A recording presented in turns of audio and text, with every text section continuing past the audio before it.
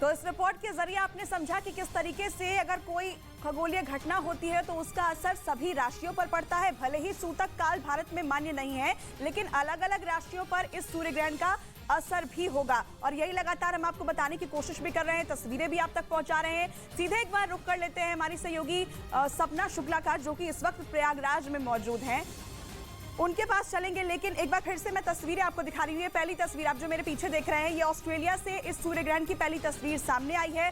भारत में आपको बता दें कि ये सूर्य ग्रहण दिखाई नहीं दे रहा है, किसी भी हिस्से से ये दिखाई नहीं दे रहा है। 12:29 तक ये सूर्य ग्रहण रहेगा, जो कि सुबह 7:04 से शुरू हुआ है। और लगातार हम आपको यही बता रहे हैं कि भारत के किसी भी हिस्से से ये सूर्य ग्रहण दिखाई नहीं दे रहा है। लिहाजा ये तस्वीर जो सामने आई है पहली, वो ऑस्ट्रेलिया से सामने आई है। लेकिन ये भी जानना और समझना जरूरी है, जिसके लिए हम कुछ एक्सपर्ट से भी बात करेंगे कि आखिर अगर सूतक मान्य नहीं है फिर भी किस तरीके से राशियों पर असर पड़ता है इसका, और इस दौरान हमें क्या करना चाहिए, क्या नहीं करना चाहिए, किस राशि के लिए किस तरीके के लाभ योग बनेंगे, क्या हानि योग बनेंगे और उसका समाधान क्या कुछ हो सकता है, इस पर भी हम बात करेंगे। लेकिन सूर्य ग्रहण ये साल का पहला सूर्य ग्रहण है, जिसकी शुरुआत सुबह 7:04 से हुई है। सीधे रुक कर लेते हैं हमारी सहयोगी सपना शुक्ला का, जो प्रयागराज में मौजूद हैं। सपना, देखिए, ये सूर्य ग्रहण भले ही भारत के किसी भी हिस्से से दिखाई नहीं दे रहा है, सूतक काल भले ही मान्य नहीं है, लेकिन खगोलीय घटना जब कोई होती है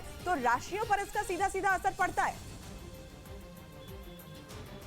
बिल्कुल, राशियों पर सीधा सीधा असर पड़ता है, लोगों के जीवन पर असर पड़ता है, और जो राशियों में बदलाव होता है वही उनके हाव भाव, उनके स्वभाव में दिखता है। मैं आपको एक चीज दिखाती हूँ। जब सूतक पड़ता है तो कहा जाता है कि मंदिर के कपाट बंद कर दीजिए, पूजा पाठ मत करिए, लेकिन क्योंकि भारत में सूतक नहीं पड़ रहा है तो रंजन जरा मेरे सहयोगी कैमरा पर्सन तस्वीर दिखाएंगे। ये देखिए, पूजा पाठ यहाँ हो रही है, संगम के किनारे सत्यनारायण की कथा होने जा रही है। पंडित जी यहाँ कथा करेंगे, यहाँ कथा होगी, और गंगा में स्नान भी लगातार हो रहा है। ये इसलिए हो रहा है क्योंकि सूतक नहीं लगा है, भारत में ये ग्रहण नहीं दिखाई दे रहा है। अन्यथा अगर ये ग्रहण दिखाई देता तो ये पूजा पाठ नहीं हो रही होती। और ये 5 घंटे जो ग्रहण के होते हैं, आपके देश में ग्रहण दिखे न दिखे, आपको पूजा पाठ करनी चाहिए। पंडित जी हमारे साथ में, पंडित ब्रजेंद्र मिश्रा, लगातार हमें बता रहे हैं ग्रहण से जुड़ी जानकारियां। पंडित जी, ग्रहण में दिखे न दिखे, कुछ चीजें ऐसी होती हैं जो बिल्कुल नहीं करनी चाहिए। खाना पीना, आप सोचिए कि बड़ा जो हैवी खाना होता है वो मत खाइए, आप इधर उधर ज्यादा ट्रैवल मत करिए, ये सब रोका जाता है। देखिए, आप पहले तो मैं बता दूं कि ग्रहण के समय करना क्या चाहिए। ग्रहण जब भी पड़ता है वो पर्व तिथियों में पड़ता है। ये श्राद्ध की तिथियां होती हैं। आज का दिन श्राद्ध के लिए सबसे ज़्यादा महत्वपूर्ण है। जब भी अमावस्या को श्राद्ध पड़ता है तो दोहरा लाभ मिलता है पितरों की शांति के लिए, राहु की शांति के लिए, केतु की शांति के लिए, अपने इष्ट मंत्र की पुष्टि के लिए।